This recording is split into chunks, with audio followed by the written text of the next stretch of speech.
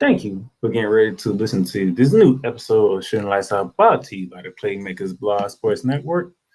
The Playmakerz Blog and Shooting Lights Out is sponsored by Fanatics. Get your official license everything from Fanatics. Hat, shirts, jerseys, book bags, duffel bags, memorabilia. You can get it all from Fanatics.com where sports fans shop.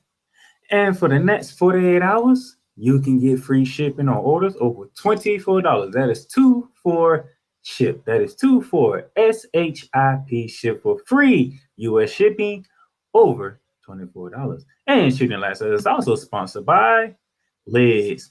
Locker Room by Lids. Get your favorite hat wear with your favorite team logo or custom made at Lids by Locker Room. And as of today only, you have today only, yet again, for free shipping on US orders over $24. Free shipping on US orders over $24. Put the promo code LIDS24. That is LIDS24. Now it's time for Shooting Lights Out.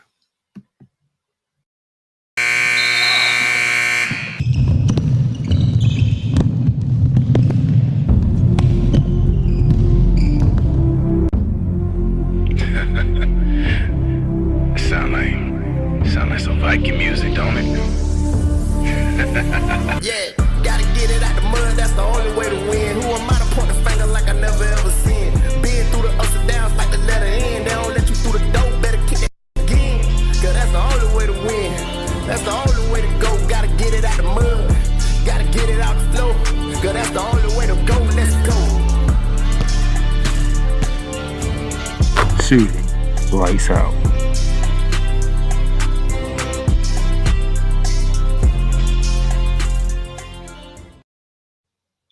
Ladies and gentlemen, how y'all doing today on this Monday, February 27, as we close out month number 2 of the new year, getting ready to month number 3 of the new year. And month number 3 is a special time of year for basketball fans because that is the month of March, and then March Madness is coming. Speaking of which, we will talk college basketball here on today's show because, matter of fact, I'm just gonna put it like this. Basketball from college to the professional was unbelievable. Unbelievable games of basketball over the weekend.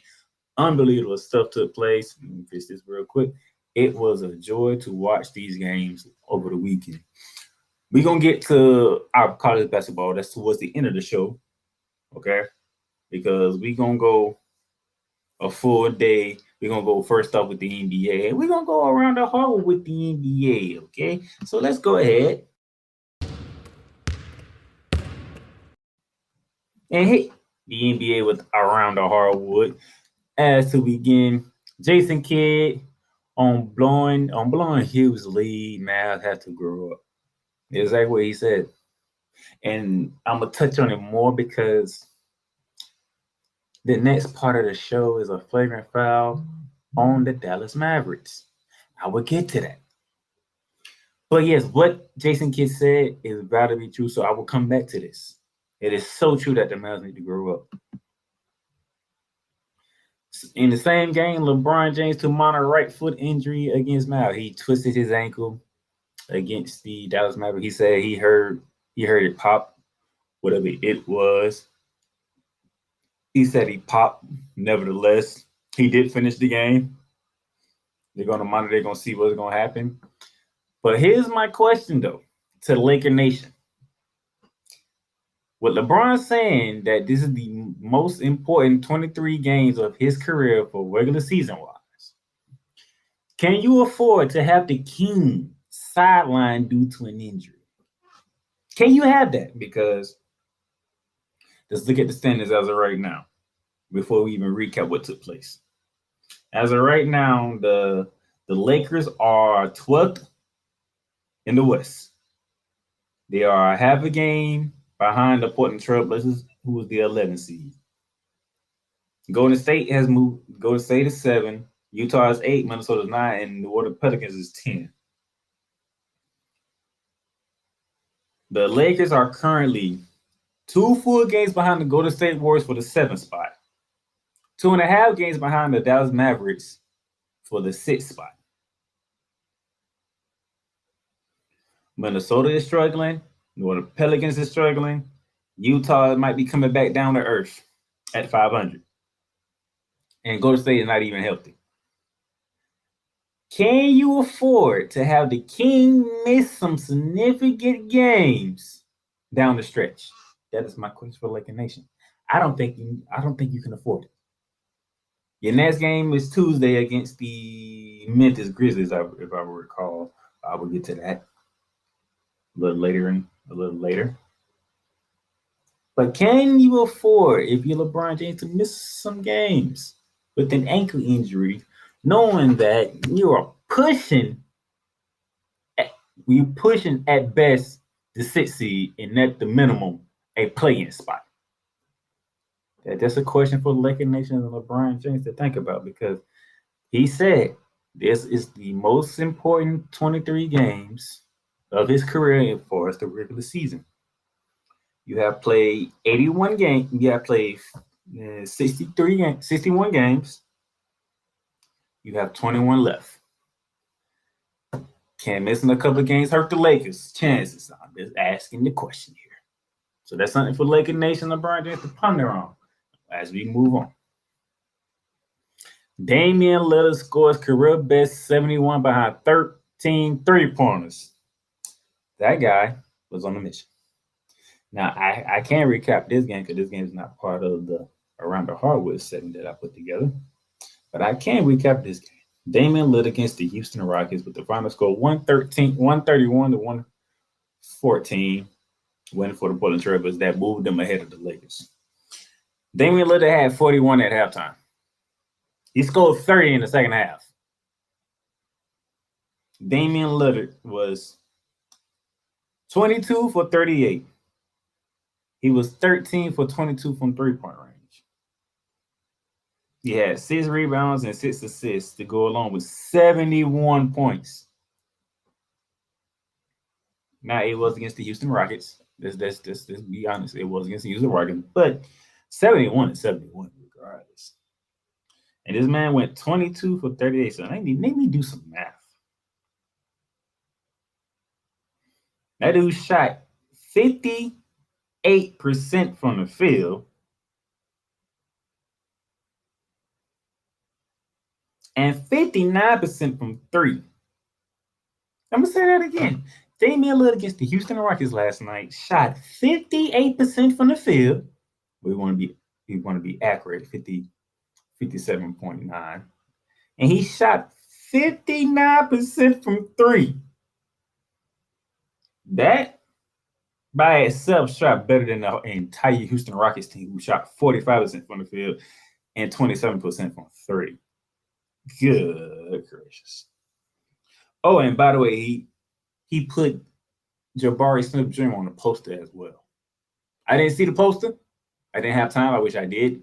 But where he got around, part of the 71 was putting Jabari Smith on the poster. So he got that going too.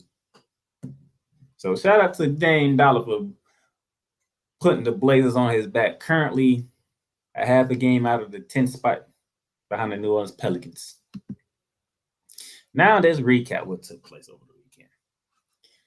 Saturday. Saturday was a great day of basketball in the NBA. We kicked it off with the 76ers hosting the actually, I got my slides messed up.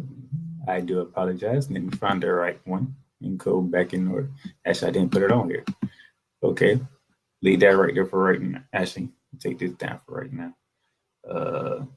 This is what we have. Saturday, we had some good games going on Saturday. One of which was a good game, but it shouldn't have been a good game. The Miami Heat losing to the Charlotte Hornets 108 to 103. That's the Heat 4th straight loss, even dating before the All-Star break. As I'm looking at the stats from Saturday, Jimmy Butler, 28.6 assists, 3 rebounds. Tyler Hero led all scorers with 33 points. 5 boards and 5 assists. Duncan Robinson only played 6 minutes and got 1 shot up. He missed it. Victor Oladipo in 21 minutes, 0 for 5 from the field, 0 for 4 from the field. Matt Strus in 19 minutes, 0 from 3 from the field, all of them being 3-pointers. Gabe Vincent, who was in the starting lineup, only 5 points in 27 minutes. Bam Adebayo, 31 minutes played, and you only gave me 14, 6, and 4. You went 6 from 14 from the field. Your new acquisition, Kevin Love, in 26 minutes, 13 points, 13 boards. Remember what I told y'all? That Kevin Love can be a double-double machine. Well, that's a double-double. 13 and 13 is a double-double. Nevertheless, it's a damn L. Miami now falls to 32 and 29 on the season. That puts them in the 7th spot in the East, which is the playing spot, with the Knicks being in the 6th spot with a 2.5 lead. Well, no, would they? Yeah, 2.5 lead on the Miami Heat. Miami better get it together. Miami better get it together. This is not what we expected from the Miami Heat. Okay. Also on Saturday, we saw the New York Knicks beat the New Orleans Pelicans 128-106 in Madison Square Garden. The Grizzlies handled the Denver Nuggets 112-94. Morant dropping 23 points when the Nuggets was blown out the door by halftime. But we got more Nuggets going on. And then the Saturday night primetime game was the Boston Celtics in the city of Berkeley to take on the Philadelphia 76ers with a struggling Jason Tatum, ladies and gentlemen. Jason Tatum struggled his butt off, okay? Jason Tatum with 18 points, 13 rebounds, 6 assists. He was 7 for 17 from the field, 3 from 8 from 3. He struggled. But guess what? The deepest team in the NBA is the Boston Celtics. Al Horford, 15 points. Robert Williams, 14 points. Marcus Smart, who returned to the lineup, 10 points. Derrick White off the bench, 18 points. Jason Tatum's backcourt mate, the star mate, Jaylen Brown, 26 points. And 3 of Tatum's 18 points came on the game-winning shot as the Celtics win 110-107. Thus spoiling the game that Joel Embiid had with 41 points, 12 boards, and 5 assists in 40 minutes played. James Harden, 21 points, 6 boards, 8 assists. Tobias Harris dropped in 19. That was about it. PJ Tucker gave you 7. Melton gave you 7. McDaniels came off the bench, gave you 4. Tyrese Maxey only gave you 8. That was it. That was it for Philadelphia. Outside of Harris, Embiid, and Harden, that was it. That's 3 guys that scored in double figures. But the Celtics, you have the entire starting lineup from Jason Tatum, Al Horford, Robert Williams, Marcus Smart, and Jaylen Brown scored in double figures. And then Derrick White come off the bench and score in double figures. This team is deep. This team is loaded. This team is unreal. The deepest team in the league is the Boston Celtics. By the way, who has the best record in the league at 44-17. Okay, that was Saturday. Now let's get to the Sunday. Just I accidentally forgot the Saturday slide. We kicked off Sunday with a good one in the state of Wisconsin with the Phoenix Suns taking on the Milwaukee Bucks without Giannis into the Cupo. And the Milwaukee Bucks pushed their winning streak to 14 with a 104-101 win over the Phoenix Suns. Drew Holiday led the way with 33 points. You got 22 from Brook Lopez with 13 rebounds. Bobby Portis returned from his injury and gave you 10 and 6. Chris Middleton, who has continued to come off the bench as he recovers from that LinkedIn injury that he had from last season, that he missed 41 games already. He came off the bench, gave you 11, 10, and 6. It was just enough. Jay Crowder gave you a crucial 7 points. It might be 7 points on the scoreboard, but I don't think I understand the crucial 7 points that Drake Carter gave the Bucks were crucial.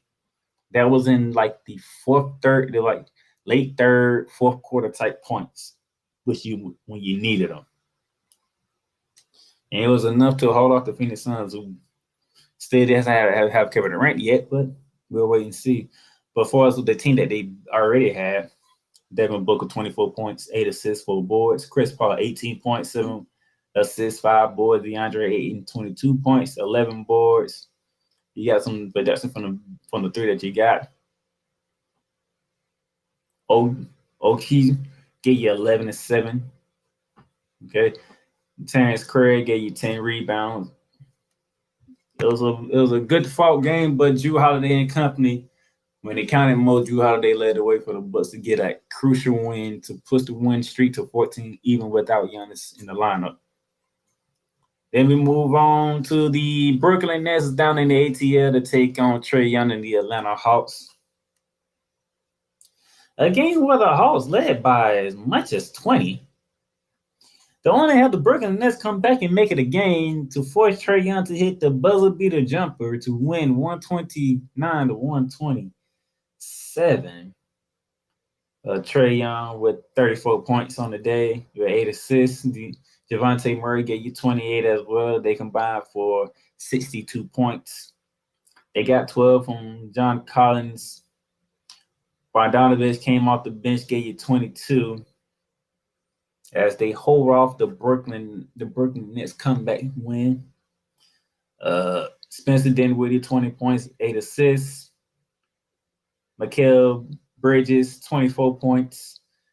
Cam Johnson, 27 points to lead the way. Dorian Finney-Smith gave you 12. You got 12 from Royce O'Neal. Cam Thompson came off the bench and gave you 22. It's a scrappy Brooklyn team that it was down early and couldn't finish the comeback. That's all that was. Next game on the docket was the Washington Wizards in the city of Windy to take on the Chicago Bulls, and it was not a contest to start off with. 102 to 82 beating of the Wizards. DeMar DeRozan and Zach LaVine combined for 56 points, and that's all I'm going to say on that one. Our next big game from yesterday was in the state of Texas when the Los Angeles Lakers paid a visit to Luka Doncic and the Dallas Mavericks. A game that I will dive in more into when I get to the second foul. But you see the final score here, 111 to 108. Lakers win that game in historic fashion. And I'll touch on that in my second file. But we wasn't done for the games from yesterday. The Cleveland Cavaliers hosted the Toronto Raptors, and they put the Toronto Raptors to bed, 118 to 93. Donovan Mitchell with 35 points as they routed the Raptors. Jared Allen also added 23 and 11. Nothing you can say on that one. Two of the surprising teams in the West, part in the league, was the Sacramento Kings in Oklahoma City to take on the Thunder. Oklahoma City fell behind early, made a swift comeback in the third, but at the end of it, it was the Sacramento Kings taking it 124 to 115. De'Aaron Fox, 33 points to lead the way with 8 assists. Keegan Murray added 20 as they shut down Shai Gilgeous-Alexander as they shut down the Oklahoma City Thunder without Shai Gilgeous-Alexander for this game. The Minnesota Timberwolves, they were taking on the Golden State Warriors down in the Bay. No Steph Curry, no Draymond Green, no Andrew Wiggins. For the Warriors, no Rudy Gobert, no Karl-Anthony Towns for the Timberwolves. So we should see how this one go. Started off very well for the Minnesota Timberwolves. They jumped out early. And they found themselves with the L, though. They led as much as by, I want to say, about 17, as much as they had the lead. And yet they could not put Golden State away. a serious fourth quarter comeback from the Golden State Warriors. The Golden State Warriors outscored the Minnesota Timberwolves 37-17 in the fourth quarter. 31-17 in the fourth quarter. I want y'all to think about that. They was down 19 going into the fourth quarter, and they outscored them 31-17 in the fourth quarter to win that game.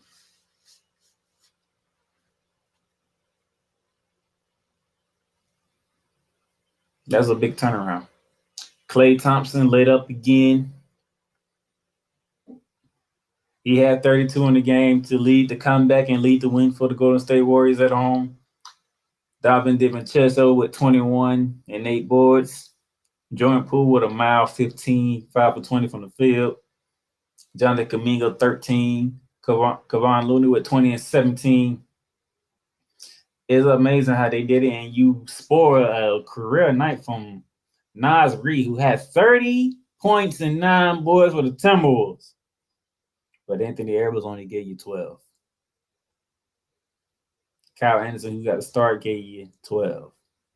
Jalen Danielson, who was in the starting lineup, only gave you 12. Mike Conley, who was the starting point guard, gave you 9. You didn't really get much from the rest of the team outside of Naz Reid, who gave you 30 and 9. What a shame. And then the nightcap of the weekend came to the Mile High City in Denver, Colorado, as the Nuggets hosted the Los Angeles Clippers. Let's see how the Clippers would bounce back from that double overtime loss to the Sacramento Kings in that historic game that took place. And I got to say, for the most part, the Denver Nuggets controlled most of this game. But the Clippers fought back to send it in overtime. And in overtime, it was all Denver. 134-124, Denver Nuggets win. They was tied at 124 going into overtime. As you can, and if you're trying to be mathematicians, the Denver Nuggets outscored the Los Angeles Clippers 14-4 in the overtime session. The Joker, 40 points, 17 boards, 10 assists, a 40-point triple-double for the Joker, and the two-time reigning league MVP, Jamal Murray, gave you 21 with 12 assists and 5 boards. Michael Porter Jr. gave you 29 points and 11 boards. Bruce Brown came off the bench, gave you 13 and 7 boards. This is what Denver looks like when they fully healthy, huh? It could be dangerous because Aaron Gordon didn't have a good game. He only had 6 points, 6 boards, and 6 assists, and he fouled out. His stat was full of 6. 6 points, 6 rebounds, 6 assists, and 6 personal fouls. He was 0 for 5 from 3, 3 from 9 from the field. Nevertheless, it was enough to hold off the Clippers' comeback. Kawhi Leonard, 33 points with 6 boards. Paul George with 23 points. Not 1 3 going in, but made all his free throws. Russell Westbrook in 25 minutes of play, 17 points, 5 boards, and 4 assists. Nicholas Batum off the bench gave you 12. You got 10 from Highland, who was returning to Denver. Outside of that, you ain't getting much. Terrence Mann only gave you 7. Eric Gordon didn't give you nothing at 25 minutes played. Norman Powell only gave you 9. You only got 7 and 10 from Miles Plumlee. Marcus Morris only gave you 6. Not enough. Kawhi needs help. Paul George didn't show up until the fourth quarter, and then he didn't show up in overtime. Nor did Kawhi Leonard. Let me tell you something. They 4 points in overtime came from the free throw line. The 2 free throws from Miles Plumlee and the 2 free throws from Paul George. That was their 4 points in overtime. Denver outscored them 14-4. That's how bad and the Los Angeles Clippers was in overtime against the Golden State against the Denver Nuggets last night. That's how bad it is. Nevertheless, it's game 2 with the Russell Westbrook, and you're 0-2. Go figure. So that was the weekend that was in the NBA. But the fun doesn't stop because we got some games to watch. Starting tonight, ladies and gentlemen, we're going to kick it off on NBA TV at 7 p.m. The Miami Heat is in the city of brotherly love to take on the Philadelphia 76ers. The Heat on a 4-game losing streak, and Philly's trying to keep pace with the Milwaukee Bucks and the Boston Celtics, but they took an L to one of them teams already in the Boston Celtics. So Somebody needs a big win. 7:30 at MSG, Madison Square Garden in New York City. It's the Knicks hosting the Boston Celtics. And then at 8 p.m. Eastern. But don't look now. Don't look now, because I know some of y'all looking like, is that the Orlando Magic on there? Yes, it's my Orlando Magic. Because with the New Orleans Pelicans struggling as they are without Zion Williamson and holding on to that 10th spot, just a game and a half ahead of the Portland Trail Blazers, and no, I say just a half a game ahead of the Portland Trail Blazers, and just a game up on the Lakers.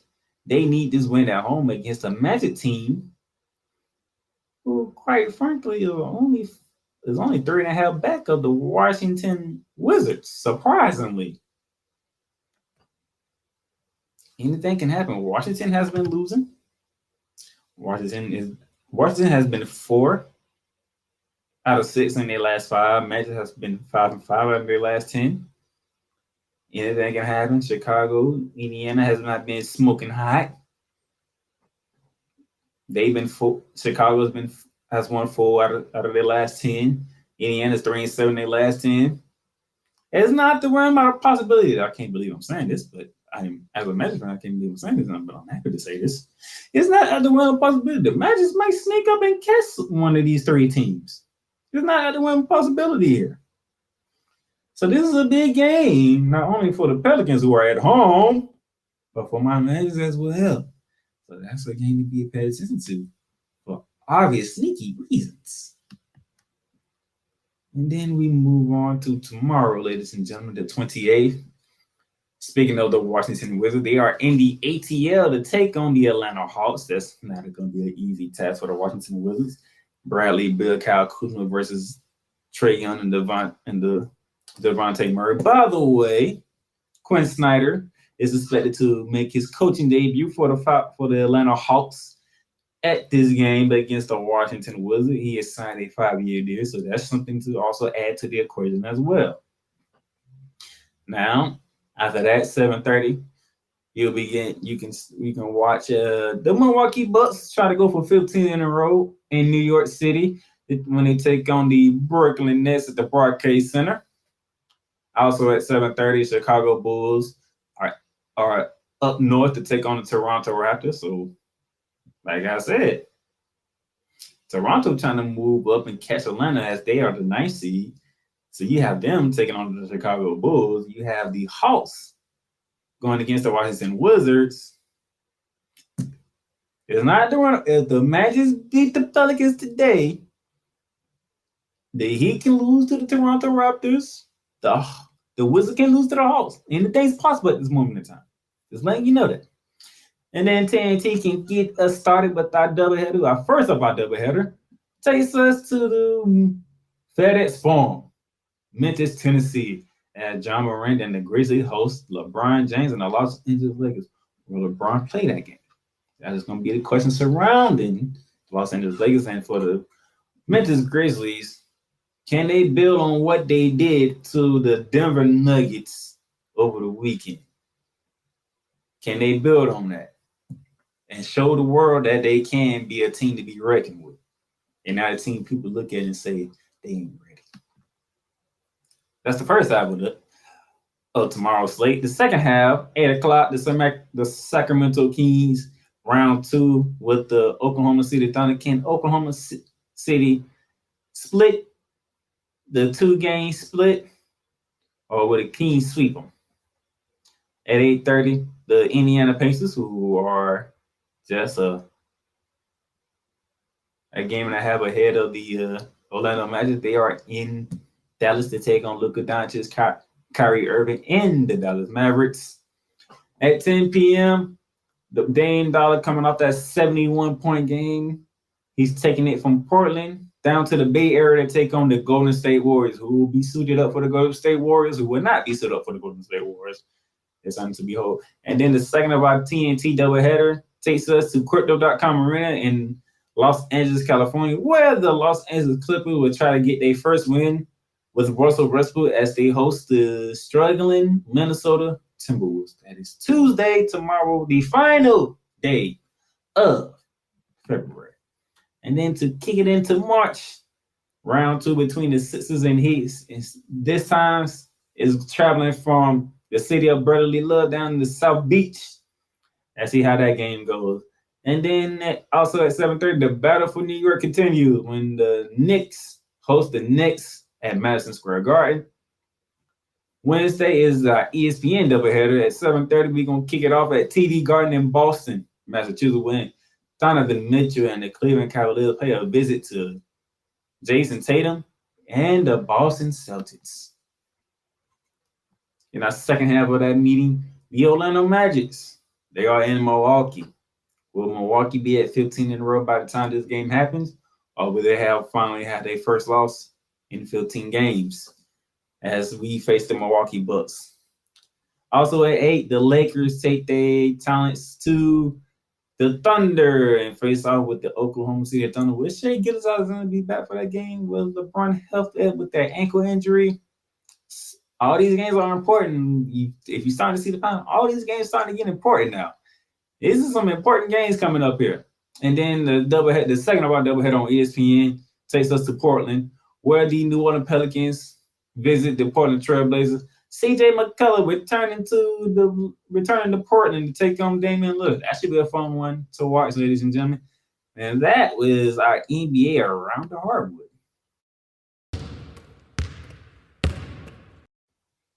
We're going to take a break. And when we come back, I got a favorite Friday handout.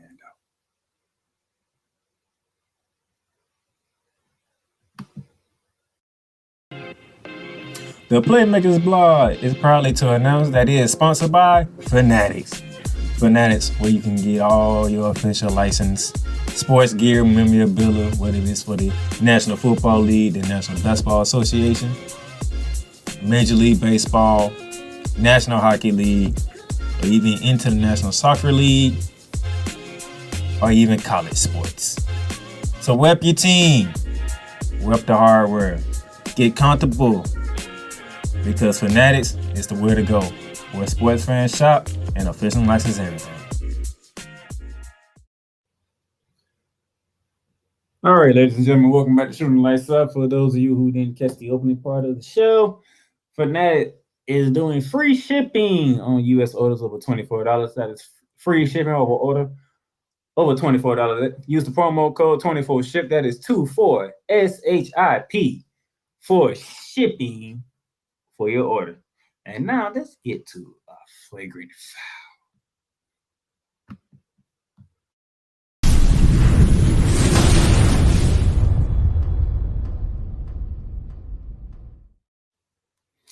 Ladies and gentlemen, our flagrant foul takes us to the Lone Star State, the state of Texas, the city that is called Dallas, Texas. We're not talking Dallas Cowboys, the American team, but we're talking about the Dallas Mavericks, ladies and gentlemen. But in this flagrant foul, the Dallas Mavericks here has not been playing good basketball since trading for one Kyrie Irving. As it sits right now, the Dallas Mavericks are currently 6th in the West at 32-30. They are scoring 113 points a game. That is 18th in the league. They are giving up 112.5 points per game. That is 12th in the league. This all includes everything that happened before the trade of Kyrie. 30th in the rebounding at 38.8. 29th in the assists at 22.4. These are the numbers of the entire season so far. But since trading for Kyrie, ladies and gentlemen, they have won. They are 3-4 since trading for Kyrie Irving. 3-4 since trading for Kyrie Irving. Would Kyrie Irving and Luka Doncic have been on the court together? They are 1-3. The only game they haven't played together since Luka's been back and Kyrie's trade is the Denver Nuggets game on February 15th. I'll break it down for you. But when I break it down, we're going to talk about this game that happened yesterday first. Let's talk about this game that happened yesterday first against the Los Angeles Lakers and the Dallas Mavericks. The Dallas Mavericks at home hosting the Los Angeles Lakers.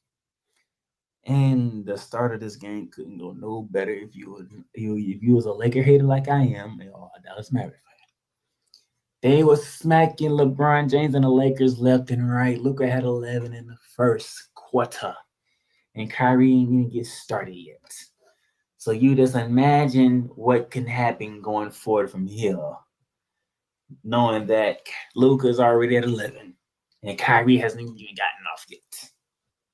Okay, you can just imagine. Okay.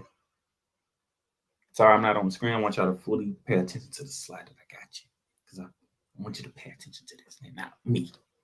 Okay.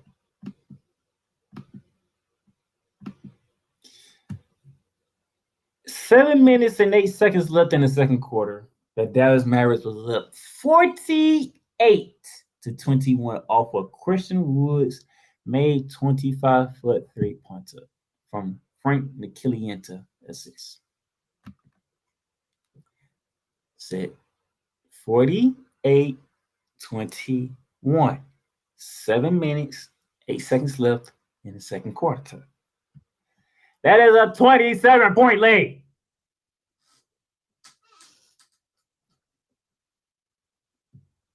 $27-point lead, and yet Kyrie still ain't been in his bag yet. Okay.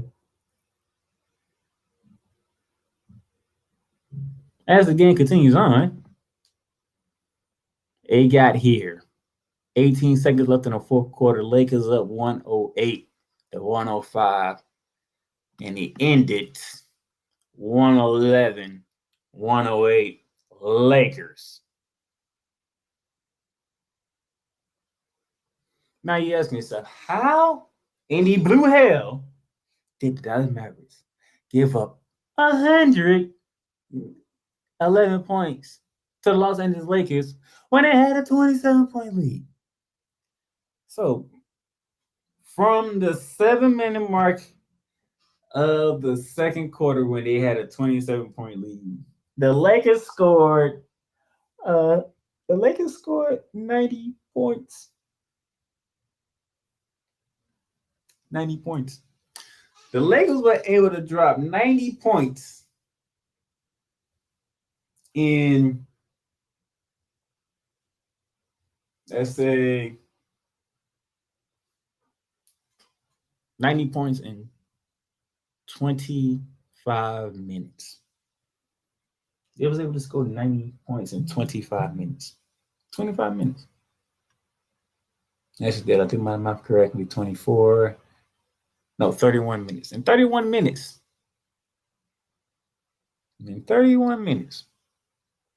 They dropped 90 points. From 21 to 111. That is a 90 points. The Palace was at 48. But in them same minutes, within them same 31 minutes, the Mavericks scored 60 points. I'll prove it to you. Remember, the score was 21 Lakers, 48 Mavericks. The game ended 111 Lakers, 108 Mavericks. For 31 minutes, the Lakers outscored the Mavericks 90-60. A 30-point turnaround. 30-point turnaround. And who could we credit the 30-point turnaround to? Anthony Davis. 30 points, 15 boards, 4 assists, and if I recall, he had 3 blocks. Jared Vanderbilt also helped. 15 points, 17 boards, 4 steals. King James gave you 26, 8, and 3. Dennis Schroeder gave you 16. That's it. Anthony Davis and Jared Vanderbilt was the catalyst of the comeback for the Los Angeles Lakers. Not LeBron James, not King James, not the leading scorer of the NBA. He had his 26 and 8. But Anthony Davis, 30 points, 15 boards, 4 assists, 3 blocks. Jared Vanderbilt, 15 points. This man had 17 rebounds. How in the hell did he get 17 rebounds? And he had 4 steals. That is how the Lakers came back. But in order to come back, that means the opposition ain't doing what they're supposed to do, which is what I'm getting to. Remember I told you Luka Doncic had 11 points in the first quarter? Quarters 3 through 4, he had a combined 15 points. He finished with 26 points, 10 for 22 from the field, 4 from 8 from 3, with 9 boards and 5 assists. Kyrie Irving, 21 points, 8 from 22 from the field, 2 for 10 from the 3-point range, and he had 11 boards and 5 assists. Christian Woods off the bench gave you 14 and 9. Tim Hardaway Jr. came off the bench, gave you 17. That was about it. Holiday 6. Bullock 6. Powell 6. Markieff Morris 3. Green 9. That is terrible. The Mavericks shot 42% from the field and 41% from 3. The Lakers shot 43% from the field, 17% from 3. And they was able to come back and beat you. Like, I'm just looking at it here. The Lakers was 6 for 34 from 3. The Lakers shot 6 from 34 from 3, and they still won, and that was down 27. While the Mavs shot 20 for 49 from 3. The Lakers were 42 for 97 from the field. The Mavericks were 39 for 93 from the field. The Lakers got to the line 28 times and hit 21 of them. That's 75%. The Mavericks got to the line 14 times and hit 10 of them. That is 71%.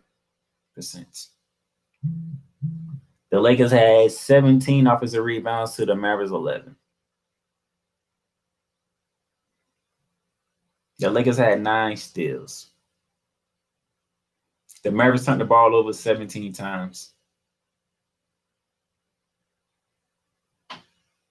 Points in the paint, Lakers 62, Mavericks 30.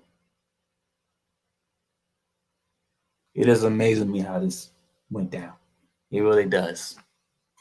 But as you see, those who are watching on YouTube, Anthony Davis, 30 points, 15 boards, 4 assists, 3 blocks. And Jared Vanderbilt, 15 points, 17 boards, and 4 steals. Since trading for Kyrie Irving has been averaging 26.2 points per game, shooting 53.6 from the field, 40.8% from 3-point range. All these numbers include what happened yesterday. Yesterday's numbers are included in this. He's giving you 5.2 rebounds a game and 6.5 assists per game. And the record since Kyrie Irving has been there is 3-3 for all of 6 games. Luka Doncic, on the other hand, since the Kyrie Irving trade, when he has played, because when they first traded for Kyrie Irving, Luka was injured. But since he has returned from injury in the Kyrie trade, Luka has been giving you 30.2 points per game, shooting 51% from the field, shooting 31.6 from 3, giving you 8.2 rebounds a game and 7 assists a game. Record 1-4 in the 5 games since Luka has returned since the trade for Kyrie Irving. The duo together, since the Kyrie Irving trade and Luka's back from injury, these two are combining for 55.5 points a game, shooting a combined 52.4 from the field, a combined 36.8 from 3, giving you 15.3 rebounds a game, 12.5 assists a game, and the record is 1-3. By the way, I should tell you that these numbers are kind of screwed because they dropped 142 against the San Antonio Spurs. 142 against the San Antonio Spurs, and that was a couple of games ago. Matter of fact, that was the game before they played the Lakers. That was the game that they played before the Lakers.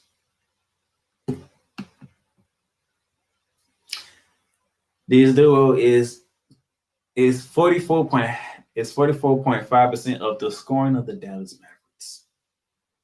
So that means the rest of the team, that means 3 through 12, and whatever order you want to put it in, are giving the Mavericks 55.5% of the scoring.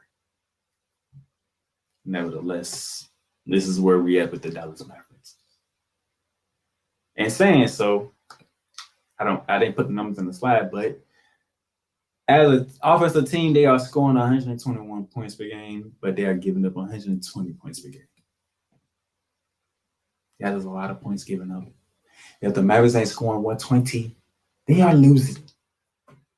And if they give up more than 120, they're losing. This is why this is getting ridiculous in the city of Dallas. Okay? So Dallas Mavericks, y'all need to get it together. You have played a handful of games with Kyrie. You damn near played a handful of games with Luka and Kyrie.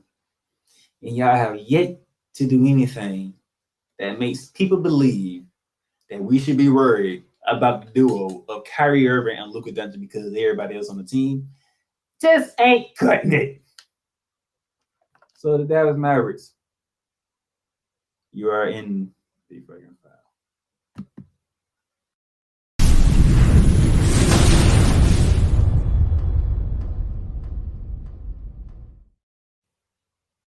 Welcome, ladies and gentlemen, to another edition of Into the Net FC. Kylian Mbappe just all of a sudden finally understood his role, and I think he finally understood that everything Kylian Mbappe has accomplished already, there is still a hell of a lot waiting for him in the future. Kylian Mbappe is only 24 years old. He has accomplished so much, and you know what? Kylian Mbappe has not even reached his prime.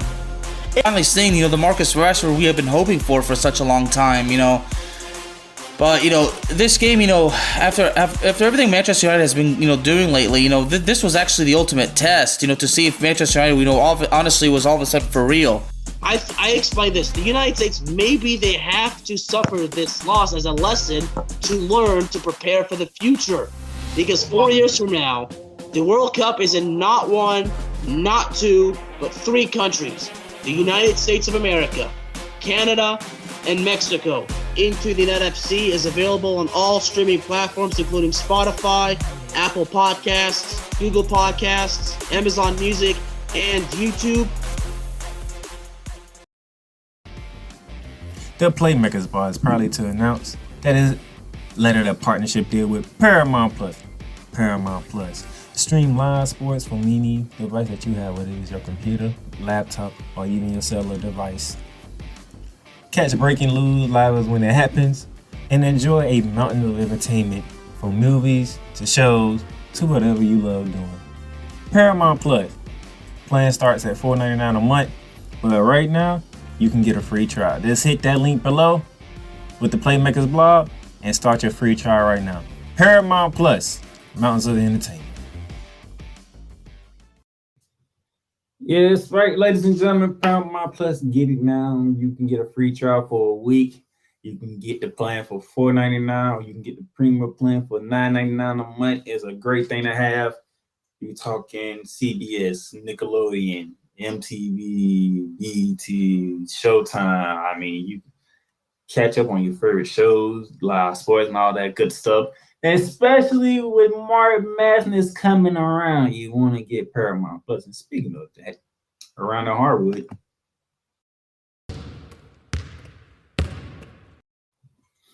time for our college basketball around the hardwood. And I did say we had a full weekend of games in basketball, not just the pros, but in college as well. Starting off with the men's, ladies and gentlemen. Nate Oates on Brandon Miller's pat down, not appropriate. This is a pre-game introduction routine that Brandon Miller has done since he has been with the Alabama Crimson Tide, but nevertheless, the whole thing centering around him and the death of a young lady at the hands of ex-teammate Darius Smiles is something that was you can call tone deaf because optics plays a part in imaging. Optics play a part in reality. A death of a 23-year-old young woman, Miss Harris, at the hands of former teammate Darius Miles,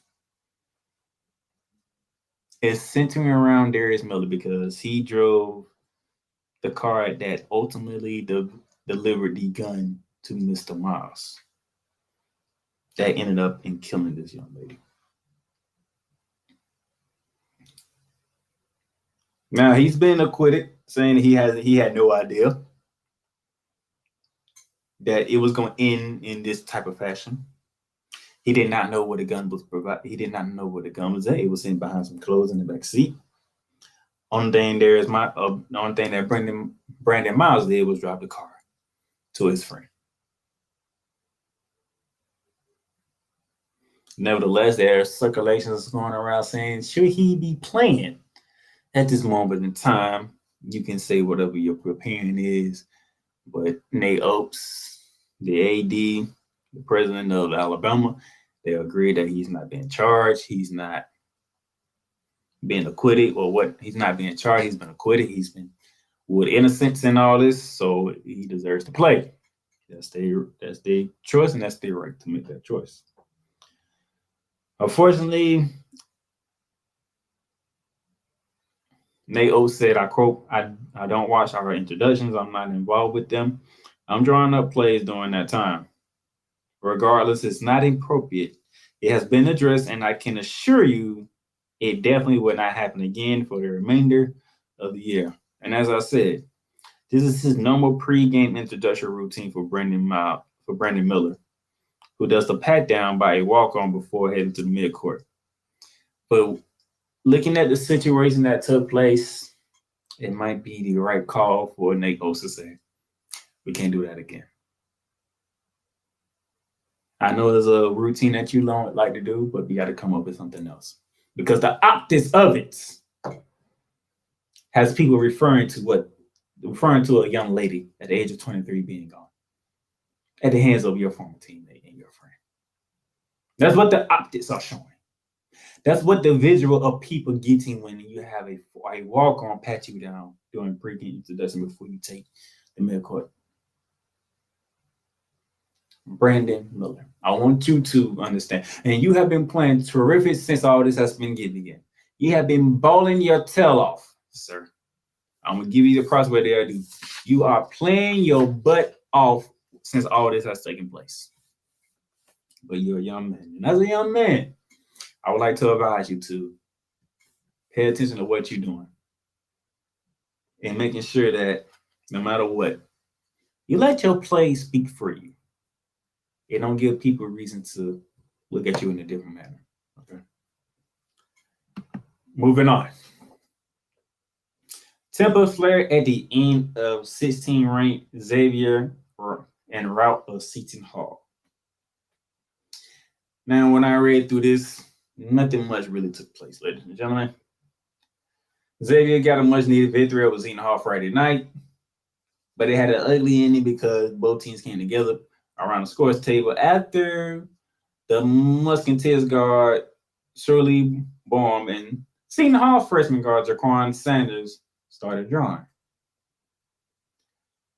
What this all started because Mr. Baum took a three-pointer with 22 seconds left when the Xavier was already up 82-57. There are 30 seconds and a shot clock. It is 22 seconds remaining in the game. Why is you shooting a three when you're up 25?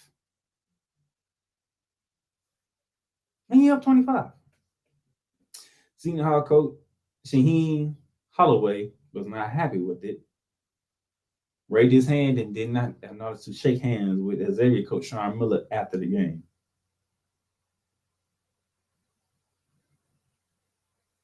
If you're up 25, you don't take no damn three. I hope Sean Miller got in your face and let you know that you don't do that. We are up 25. The game's well in that. They are not coming back. Why is you shooting that goddamn three? You take the shot clock violation if there's a shot clock violation to be had, or you run the damn clock out. Those are your only two options. Don't you ever shoot a damn ball when you're up 25 like that again.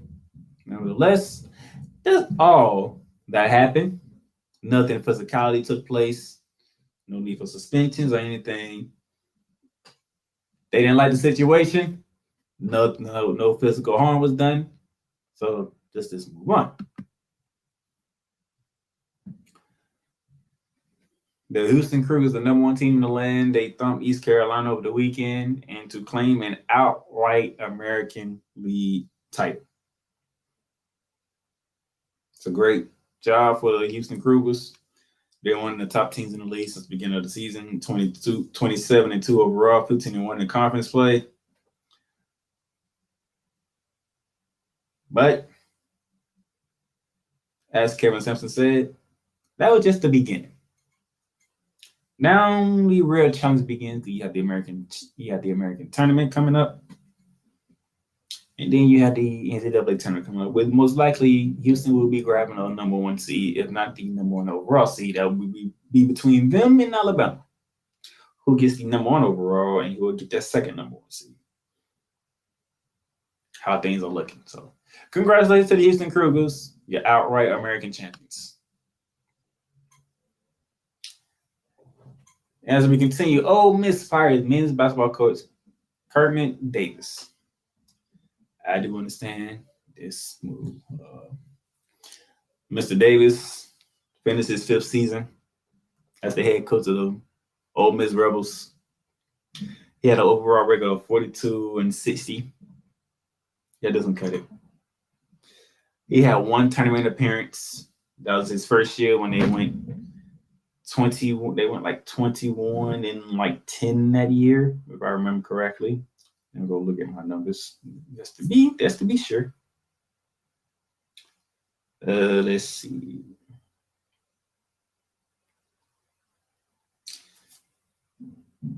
In his first season, they went 20-13 overall and 10-8 in the SEC. They earned the AC on Selection Sunday. That was his first season. So we're talking 5 years. We're going back to 2018.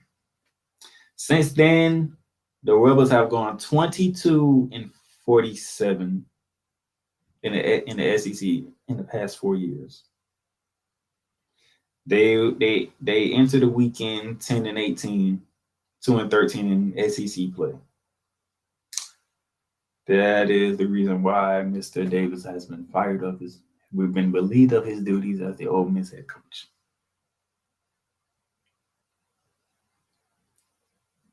And I can't blame him. Davis spent 16 seasons as the head coach at Middle Tennessee, where he went to 3 NCAA tournaments in his final 6 seasons. So that's how he got the head coaching job at Ole Miss. First year there, he got him to the tournament as an AC, and they haven't been back since. I can't blame Ole Miss for doing that because you thought you had something, but it just didn't work out. Potential candidates to replace Mr. Davis at Ole Miss include Florida Atlantic's Dusty May, North Texans Grant Skyline, and it could be mentioned that Mr. Chris Beers could be looked at to take place over the Ole Miss Rebels. So that is that for the men's side. Now let's recap the weekend, shall we? Let's begin what took place, I want to say Friday. Saturday, whatever the case may be. Villanova upsets 19 Creighton, 79-67. Creighton did not need a loss like this towards the end of the season. So Creighton need to get it together. A loss that need to take place. The Oklahoma Sooners walked in Ames, Iowa against 23rd ranked Iowa State, and they gave them the business, 61-50. An upset road win for the Oklahoma Sooners. Iowa State didn't lead a loss like that towards the end part of the season. Sticking with the Big 12, 24th-ranked TCU. They went to Lubbock, Texas to take on the Texas Tech Red Raiders, and they came out with the 83-82 win in Lubbock, Texas. Shout out to TCU getting a big road win. Alabama, they took care of business despite what was talked about earlier. We have Brandon Miller. They took care of business against the Arkansas Razorbacks, 86-82 at home. The battle for Arizona was taking place at Tucson, Arizona, where the Wildcats ranked 7th in the country, but they got stunned at the buzzer by the arch rivals, the Sun Devils of Arizona State, 89-88, as the Sun Devils hit a 3/4 court buzzer beater to knock out the Wildcats. That's a devastating loss for the Wildcats and a big win for the Sun Devils because they are trying to return, and that might have got them in there. Continuing on, we had a top 10 showdown in the Big 12 down in Waco, Texas, with the 9th-ranked Baylor Bears hosting the 8th-ranked Texas Longhorns, and it started off good for Texas, but it ended well for Baylor. 81-72, Baylor Bears get the top 10 victory. Continue on from Waco, Texas, up to Stillwater, Oklahoma, where it's the 14th-ranked Kansas State Wildcats taking on the Oklahoma State Cowboys. And the Oklahoma State Cowboys, they needed every type of win that they can get, but Kansas State was not having it. 73-68, Wildcats over the Cowboys. Let's head down to the SEC real quickly, as it was Mississippi State hosting 25th-ranked Texas A&M. Mississippi State on the bubble line trying to get a big win, and they got it. They knock off 25th-ranked Aggies 69-62, big win for them. A team who also needed a big win was the West Virginia Mountaineers. They was in Allen Fieldhouse in Lawrence, Kansas, to take on a 3rd-ranked and defending champion Kansas Jayhawks. Kansas, they got everything they got from West Virginia, but Kansas would not be upset on this day. 77-74, Kansas survives the Mountaineers. Head to the ACC and down to Coral Gables, Florida, to see the Miami Hurricanes ranked 13th in the country taking on a in-state rivalry, the Florida State Seminoles, and that ended in a shocking buzzer beater as Florida State knock out Miami 85-84. Terrible. Just a terrible loss for the Hurricanes at home to their arch rivals. As we continue on, it was North Carolina, the preseason #1 favorite, fighting for the NCAA tournament lives as they are on the bubble. They are on the first 4 out line, according to Jordan Nardi. And they get their first quad 1 win of the season when they take down 6th-ranked Virginia Cavaliers 71-63. According to Jordan Nardi, they still got work to do, but this is a big step for them, for the North Carolina Tar Heels. They got work to do. North Carolina, good win. Heading back to the SEC, we're going to Rupp Arena, ladies and gentlemen. It was the Kentucky Wildcats hosting the Auburn Tigers, and John Calipari's team is starting to make that a run as they beat the brace off Bruce Pearl's Tigers 86-54. Ugh. The Auburn Tigers are struggling down the stretch. Did they do enough in the early part of the season to make the tournament? Because they starting to slide, and this slide is not going well for Bruce Pearl and the Auburn Tigers. But Kentucky, I think they solidified themselves as the NCAA tournament, who they was on the bubble just a week ago. But with a 4-game winning streak, I think it's 4-game winning streak, I think they solidified their spot.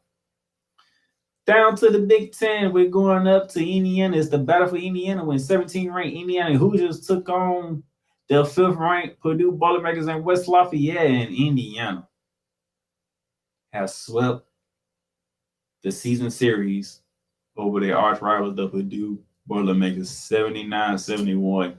Purdue, I don't know what it is. People like saying Purdue is that team to beat. I don't see it. I'm not sold on Purdue. Indiana showed why I am not sold on Purdue. Down to the Pac-12, we had USC taking on Utah, 2 teams who are on the bubble line. One team had got to get a good win. The other team going to be in dire straits. It will be the Trojans of USC getting the big win, 62-49, putting the Utah Utes in dire straits of making the postseason tournament. As we continue on a big weekend that was in college basketball, the Duke Blue Devils was hosting the Virginia Tech Hokies at Cameron Indoors, and Virginia Tech needed every win they can get, and Duke was not handing them anything. 81-65, the Blue Devils stormed past the Hokies. Game of the week takes us to the West Coast Conference when it was Gonzaga, ranked 12th in the country, hosting 15th-ranked St. Mary's, who already beat the Gonzaga Bulldogs early in the season. Down in St. Mary's, and Gonzaga paid them back 77-68. Big win for the Bulldogs over the Gales of St. Mary's. To the Mountain West we go.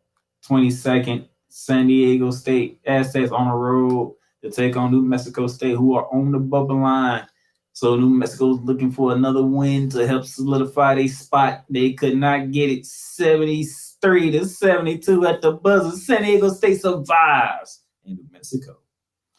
And then you have BYU hosting San Francisco in the West Coast Conference, with both teams looking to pad their resume to make a tournament bid. But it'll be BYU dominating San Francisco 87-60.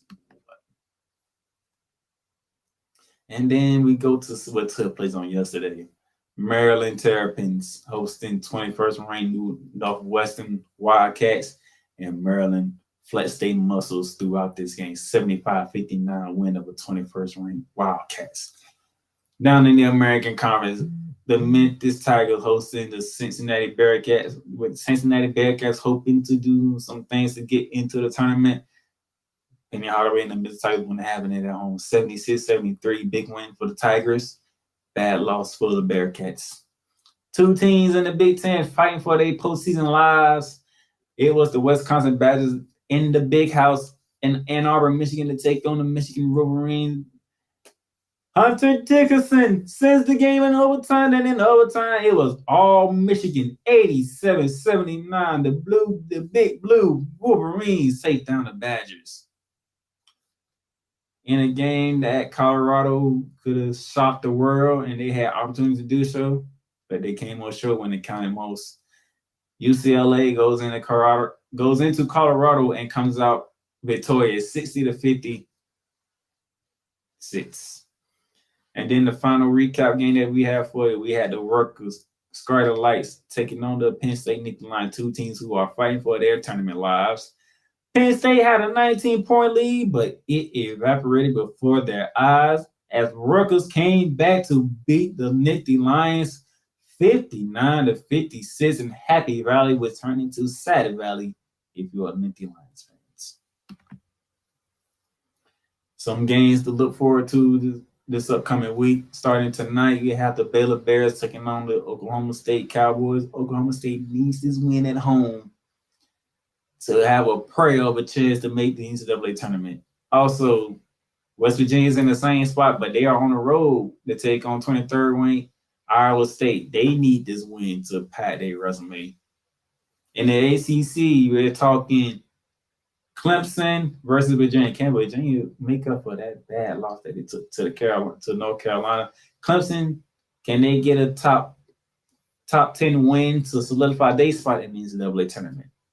And then you have Iowa taking on Indiana. Iowa fighting for their lives with an amazing comeback win over Michigan State, by the way. That's amazing. Down 10 with a minute to go, and you come back and win that game. Very, very awesome. But now you are in Assembly Hall to take on 17th-ranked Indiana. Can you do the unthinkable and win at Assembly Hall? That was all today's game. Tomorrow, we starting off with Duke versus NC State. Duke looking strong. They looking better each and every game. NC State trying to get back right before the ACC tournament does going into the NCAA tournament, which you'll see in Cameron Indoor at 7 p.m. ESPN. 9 p.m. ESPN tomorrow. Kansas is hosting Texas Tech. Can Texas Tech go into Allen Fieldhouse and get a much-needed upset win over number 3 Kansas? We shall see. Also at 9 on ESPN2, we have the Arkansas Razorback on the road in Knoxville to take on 11th-ranked Tennessee. It's going to be interesting to see, can Arkansas get a much-needed win versus a top 15 team on the road to get them into the tournament. And then also at 9 on CBS Sports Network, 22nd-ranked San Diego State playing are in Boise, Idaho to take on the Boise State Broncos.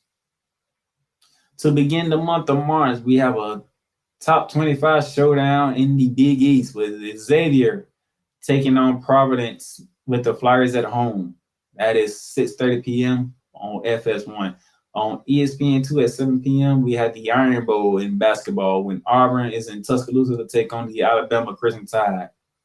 At 9 p.m. on ESPN2, after the Iron Bowl, we have the Texas Longhorns ranked 8th in the nation. They are facing off against the Horned Frogs of TCU ranked 24th. And then on the Big Ten Network, Northwestern returns home. Can they make up for that loss that they took to Maryland as Penn State is looking to come in and pad their resume to get a NCAA tournament bid? Here's are your bubble teams as of right now. As we look at it, this will probably be updated sometime today or tomorrow from Jordanati, but as of right now, your last 4 buys is Pittsburgh, Nevada, Memphis, and West Virginia.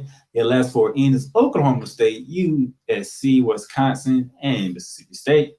First 4 out, Penn State, Utah State, North Carolina, Charleston. Next 4 out, Texas Tech, Clemson, Michigan, and New Mexico State. Like I said, this came out on Saturday. I'm pretty sure this will be updated between today and tomorrow with the new switch arounds that's going to happen. So I won't pay too much attention to this, but this is where we at right now. Okay, quick break. We'll be back.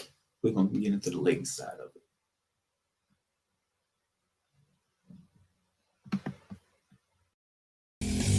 Welcome to Ringside Chaos, the professional wrestling discussion segment of the Bear of Texas podcast. The only professional wrestling podcast in the world where pro wrestling is discussed passionately, with confidence, with great knowledge, and most of all, in the most sophisticated way. So brace yourselves, ladies and gentlemen, because chaos is about to be unleashed. Thing with Tony Khan now being in talks to buy WWE, I'm going to be honest with you.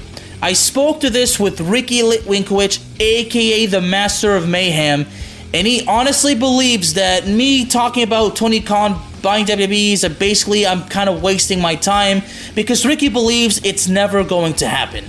Okay, now don't get me wrong, Ricky, I respect what he says. He could very well be correct, but I got to be honest with you. The fact that Khan is interested in supposedly buying WWE, to me, that's definitely worth talking about.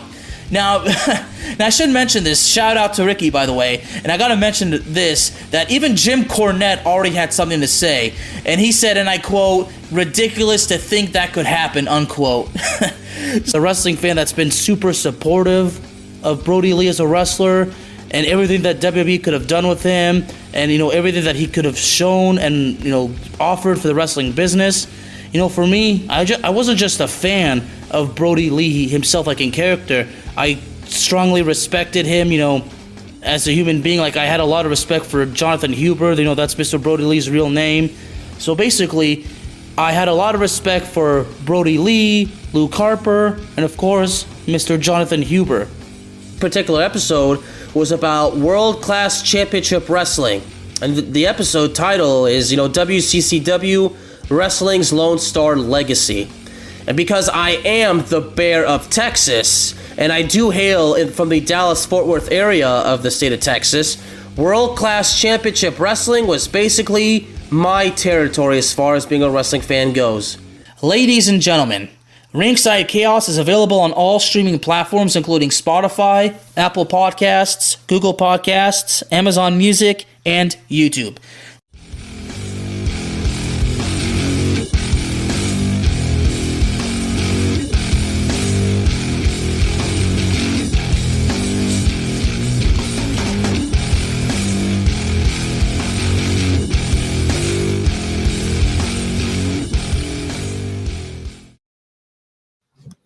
All right, welcome back to Shooting Lights Out as we get to our women's side of the college basketball slate. And before we get up out of here, ladies and gentlemen, we're going to start off by saying Don Staley said this going into this past weekend. Undefeated South Carolina doesn't need a loss for a push, and I think I agree with her. I mean, you'll see why in a minute. South Carolina, Indiana, Stanford, and Utah projected top seeds for the final reveal. It's projected that South Carolina be the overall seed, Indiana be the 2, Stanford the 3, and Utah being the 4. 2 Pac-12 teams getting number 1 seeds. That would be interesting. They have UConn as a 2 seed right now, and if that does hold up, they'll be in the same bracket as the South Carolina Gamecocks. That would be interesting if that is your Elite 8 matchup for a Final 4 spot. South Carolina, UConn. That's a thought. Just a thought. NCAA sanctions Miami women's hoops for NIL related fractions. This kind of threw me off a bit, to be honest. Still trying to figure out what exactly they did wrong to get this suppression. So I'm gonna go back to the article again and see what happens here. It says here the NCAA issued its first sanction in a case related to name, image, and likeness opportunities for college athletes Friday. Namely, the Miami women's basketball program with a year probation and another minor penalty for its involvement in urging a meeting between a wealthy alum and 2 players who transferred to the school last summer. The case involves several predominant figures in the instance marketplace for NIL deals, none of whom received any direct sanctions from the NCAA. The sanctions stem from a meeting between Miami alum John Woods and transfer basketball players Haley and Hannah Covener. Excuse me.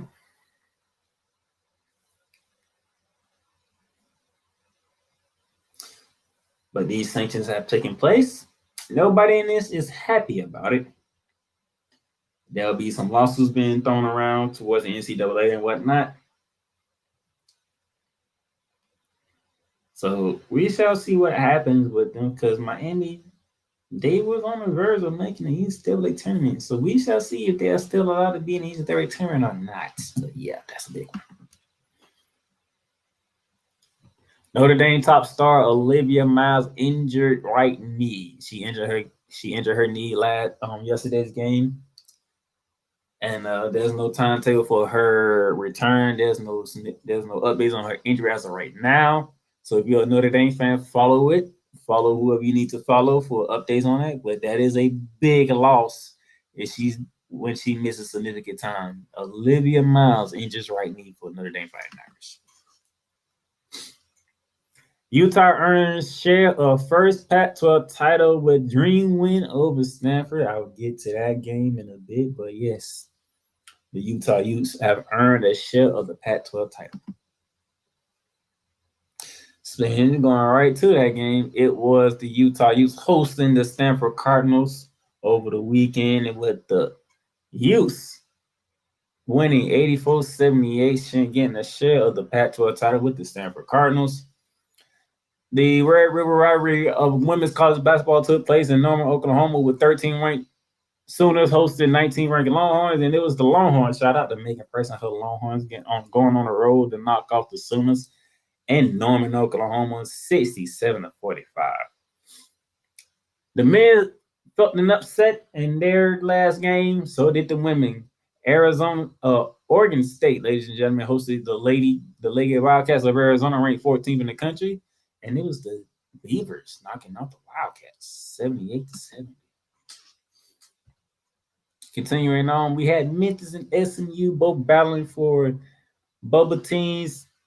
The game went in overtime, and the Memphis Lady Tigers take it 69-68. Speaking of the Miami Hurricanes, they hosted Virginia down in Coral Gables, 85-74. It was no contest. Miami girls are just balling. But we'll see how these infractions to the NIL deals hurt the Miami Hurricanes this postseason and probably going forward. Before the men's crazy game between Michigan and Wisconsin, it was the ladies took stage first when 12th-ranked Wolverines went to Madison to take on the Badgers, and it was the Badgers at home, winning this one 78-70, getting a top 15 win, but that would not cut it for them. That's a bad loss for the Lady Wolverines. Speaking of bad losses, 23rd ranked Florida State Seminoles They was in Death Valley to take on the Clemson Tigers, and they didn't walk out of there victorious. They got upset by the Tigers, 74-61. And then we get to Sunday slate. Sunday slate was a doozy one, ladies and gentlemen. We kicked it off with the Georgia Bulldogs in Columbia, South Carolina, to take on the number 1 team in the reigning defending champion Gamecocks. And as you can see, 73-63. I don't think they need a push. I don't think they need a loss for a push because this team keeps rolling. They just keep on rolling. They keep on winning by double digits. In the game where Olivia Miles injured her knee, it was the 10th ranked Fighting Irish taking on the Louisville Cardinals in Louisville, Kentucky.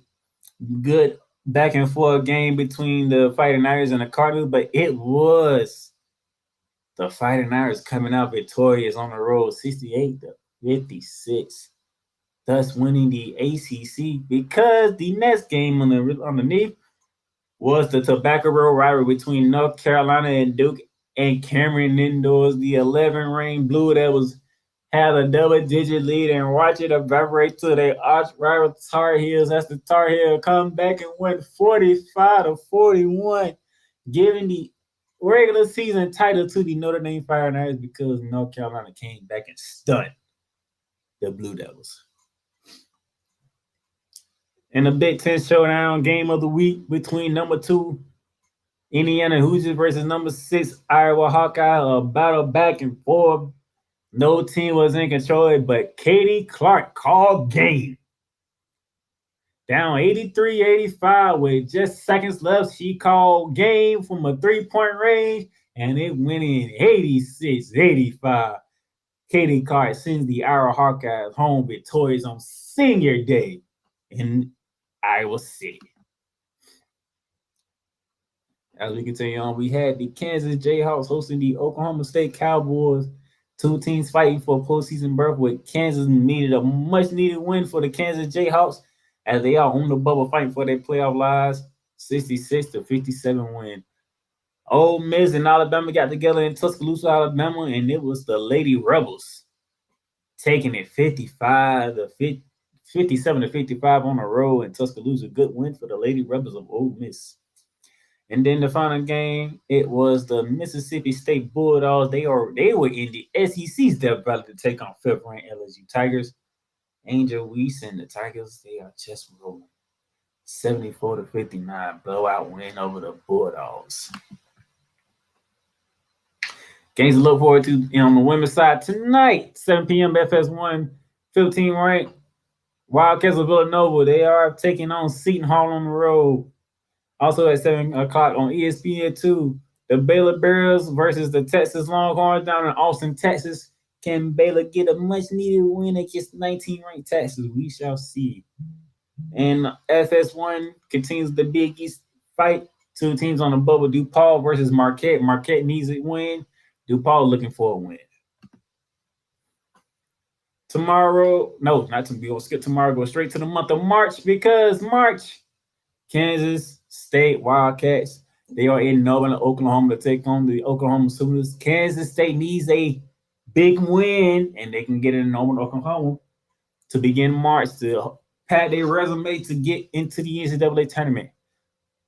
Another team looking to pad their resume to the NCAA tournament, the West Virginia Mountaineers. They are hosting the Oklahoma State Cowboys at 7 p.m. on the Big 12 Network. After that, on the Big 12 Network, number 20, the Iowa State Cyclones.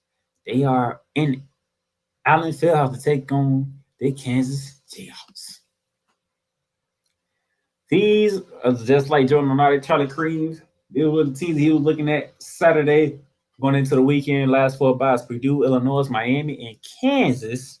Last 4 in: Marquette, St. John, Princeton, Syracuse. First 4 out: Oregon, Nebraska, West Virginia, Arkansas. Next 4 out: Toledo, Missouri, Kansas State, and Washington. But for some of these teams, conference tournaments I've already played. If you're in the SEC, if you're Miami, if you're Syracuse, if you're some of these teams, conference tournament is already on their way because beginning March 1st, ladies and gentlemen, the ACC tournament gets off. You have Wake Forest versus Virginia. You have Clemson versus Pitt, and you have Boston College versus Georgia Tech to take off the ACC tournament that will take place from March 1st with the championship game on Sunday, March 5th. We shall see who's going to get the automatic bid to the NCAA tournament from the ACC. Not only that, the Big Ten's women's tournament tips off on March 1st. Well, Penn State and Minnesota kicking things off, followed by Northwestern and Rutgers. Also, that championship game will be Sunday, March 5th. So who will get the automatic bid from the Big Ten tournament? And also, and finally, the SEC tournament tips off on Wednesday, March 1st, beginning with the Texas A&M Aggies and the Vanderbilt Commodores, followed by the Kentucky Wildcats and the Florida Gators. My Gators, who have not been impressive whatsoever this season, they see they can make a run here and try to do something here. But nevertheless, it is South Carolina's tournament to lose. That championship game would be taking place on Sunday, March 5th. That is all I have for you today here on Shooting Lights Out. Thank you for tuning in today. I hope you have a good day, a good week, because basketball is picking up. It's the race for the playoffs, and it's the race to March Madness. Y'all have a good one. Good. You've done great. But you can't stop here. You can't stop now. You gotta keep going. Through all your trials and your tribulations, you gotta keep pushing. Now, finish your canvas. Yeah, gotta get it out the mud, that's the only way to win. Who am I to point the finger like I never ever seen? Been through the ups and downs like the letter N. They don't let you through the door, better kick that again. Cause that's the only way to win. That's the only way to go. Gotta get it out the mud. Gotta get it out the flow. Cause that's the only way to go. Let's go. Thank you for tuning in to today's episode. If you want to follow the podcast, you can follow it on all streaming platforms, including Apple Podcasts, Google Podcasts, Spotify, Stitcher, and a whole lot more. This has been Shooting Lights Out. Masterpiece.